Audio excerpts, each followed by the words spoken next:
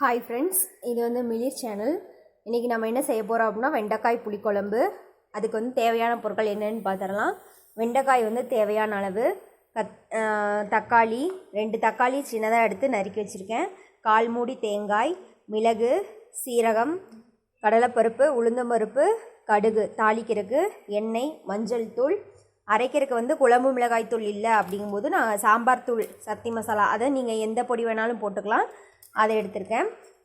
வெங்காயம், மிளகாய், கருவேப்பிலை, உப்பு, அவ்வளோதான் வந்து தேவையான பொருட்கள். இப்போ வந்து இந்த வெண்டைக்காயை வந்து என்ன பண்ணுவோம்னா நல்லா கழுவி சுத்தம் பண்ணிவிட்டு அதுக்கப்புறம் அரிஞ்சிட்டு இப்போ அரிஞ்சு வச்சுருக்க இந்த வெண்டைக்காயை வந்து எண்ணெயில் வந்து லைட்டாக வதக்கி எடுத்துக்கிறோம். அப்போ தான் அந்த வளவளப்பு தன்மை வந்து போகும். அடுப்பு ஆன் பண்ணியாச்சு. இப்போ பேன் வந்து அடுப்பில் வச்சுருக்கோம். அதில் வந்து சும்மா கொஞ்சமாக வந்து எண்ணெய் வந்து ஊற்றிக்கிறோம். எண்ணெய் வந்து காஞ்சிருச்சு. இப்போ வந்து வெண்டைக்காயை வந்து போட்டு நல்லா வதக்கிக்கிறோம்.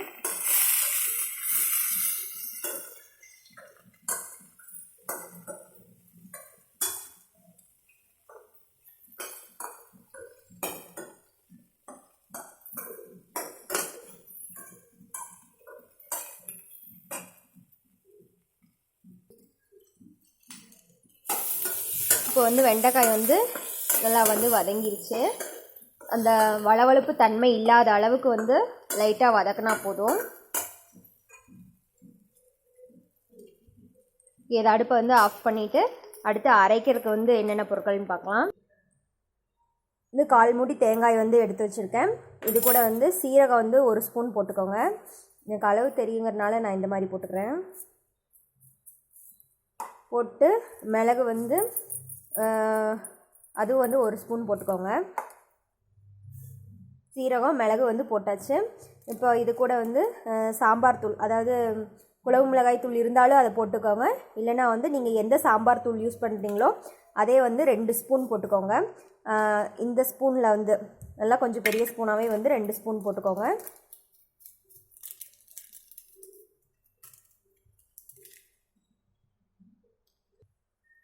தூள் வந்து போட்டாச்சு. போட்டதுக்கப்புறம் வந்து பூண்டு வந்து கொஞ்சம் 5லேருந்து 6 பல் போட்டுக்கோங்க. நான் அரைக்கிறது தான் அப்படிங்கிறதுனால வந்து நான் வந்து முழுசாகவே வந்து ஒரு 5 பல் 6 பல் பூண்டு வந்து போட்டுக்குவேன். இதை வந்து அரைச்சிக்கணும். அவ்வளோதான். அரைச்சிட்டு குழம்பு வந்து செய்யலாம். இப்போ வந்து அரைச்சி எடுத்து வச்சாச்சு. வாங்க எப்படி செய்கிறதுன்னு பார்க்கலாம். இப்போ வந்து அடுப்பில் வந்து ஒரு பாத்திரம் வச்சு அடுப்பை வந்து ஆன் பண்ணியாச்சு.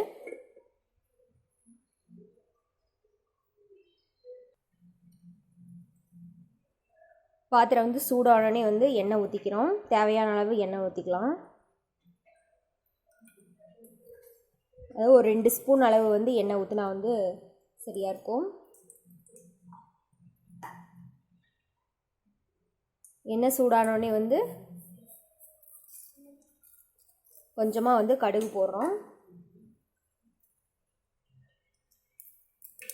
புளிக்குழம்புனாலே வந்து வெந்தயம் யூஸ் பண்ணிக்கிட்டால் வந்து ரொம்ப நல்லாயிருக்கும். அதனால் சும்மா 1 ஸ்பூன், 1 டீஸ்பூன் அளவுக்கு தான் வந்து வெந்தயம் எடுத்து வச்சுருக்கேன். கடுகு பொரிஞ்சோடனே வந்து வெந்தயமும் போடலாம். அடுப்பை வந்து லோ ஃப்ளேமில் வச்சுக்கோங்க. வெந்தயம் போட்டு அதுக்கப்புறம் வந்து தாளிக்கிற கடலைப்பருப்பு கொஞ்சம், உளுந்தம்பருப்பு வந்து கொஞ்சம் போட்டுக்கிறேன். அதுக்கப்புறம் வந்து இப்போவே வந்து பூண்டு பல் வந்து ஒரு 4-5 பல் பூண்டு வந்து போட்டுறேன்.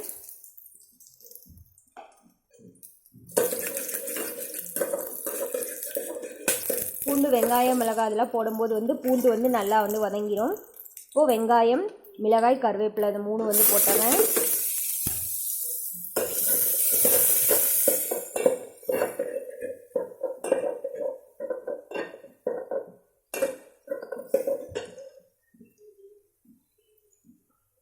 வெங்காயம் வந்து வதங்கறதுக்கு வந்து லைட்டாக வந்து உப்பு போட்டு வதக்கிக்கலாம். வெங்காயம் வந்து நல்லா வதங்கிடுச்சு. வதங்கினோடனே வந்து இந்த தக்காளி வந்து ஆட் பண்ணிக்கலாம்.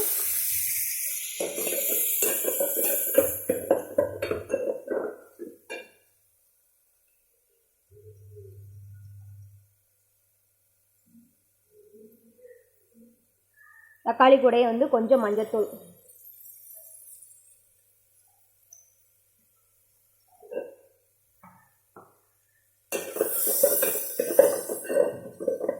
தக்காளி வந்து நல்லா வதங்க. இப்போ தக்காளி வந்து நல்லா வந்து வதங்கிடுச்சு. இப்போ வந்து இதில் வந்து வெண்டைக்காயை வந்து உள்ளே வந்து ஆட் பண்ணிக்கிறோம்.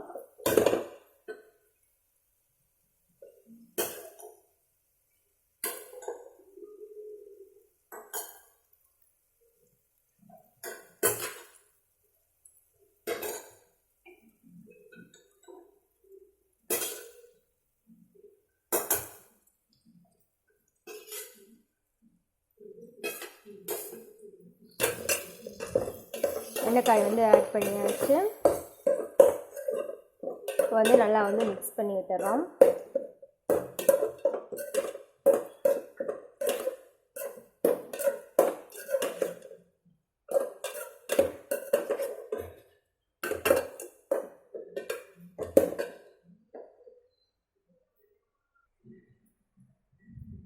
ஒரு சிறிய எலுமிச்சம்பழ அளவு சைஸில் வந்து புளி வந்து ஊற வச்சுருந்தேன்.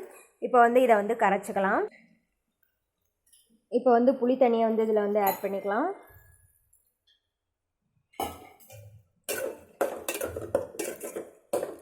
ஒரு 2 நிமிஷம் கொதிக்கட்டும்.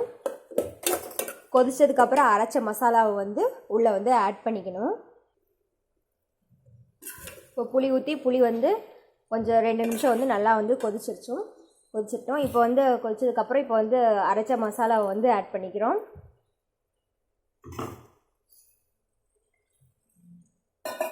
அதில் வந்து எவ்வளோ தண்ணி வேணுமோ அந்தளவுக்கு உங்களுக்கு குழம்புக்கு தகுந்த மாதிரி தான் தண்ணி ஊற்றி நல்லா ஆட் பண்ணிக்கிறோம்.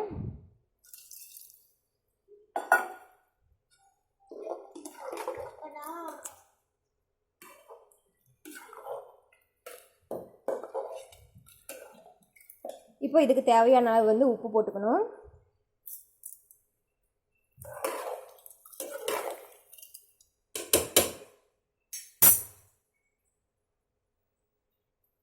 இப்போ மூடி போட்டு மூடி வச்சுருங்க. கொஞ்ச நேரம் வந்து கொதிக்கட்டும். இதில் வந்து கொஞ்சம் பெருங்காயத்தூள் வந்து ஆட் பண்ணிக்கிறோம்.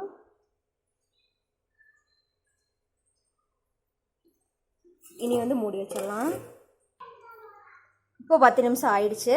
இப்போ வந்து குழம்பு எடுத்து பார்த்தோம் அப்படின்னா எண்ணெய் பிரிஞ்சு வந்துச்சு. அவ்வளோதான், வெண்டைக்காய் குழம்பு வந்து ரெடி ஆயிடுச்சு.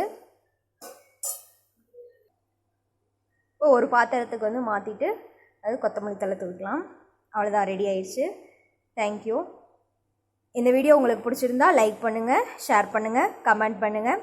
மறக்காமல் சப்ஸ்கிரைப் பட்டனை வந்து ப்ரெஸ் பண்ணுங்கள்.